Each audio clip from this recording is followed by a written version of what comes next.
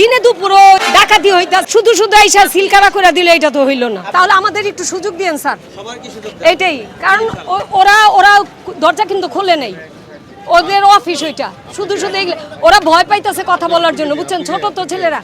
আমরা তো কোনো খারাপ কোনো উদ্দেশ্য নাই, এমনি তো সায়দাবাদ এখানে দিনে দুপুরো হইতাছে, ডাকাতি হইতাছে, চিন্তা হইতাছে, আমরাই কিন্তু আমাদের ছেলেরাই কিন্তু এই ছেলেগুলির আমরা ধরি।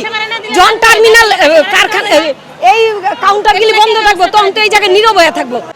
আমাদের বাড়ি ঘর এইখানে, আমরা ছোটবেলা থেকে আমাদের জন্মগতভাবে জন্মসূত্রেই আমরা এইখানকার মানুষ, কিন্তু এইখানে যে জায়গাগুলি আছে এগুলো হলো মালিকানাধীন, এগুলি তো সরকারি প্রতিষ্ঠান না।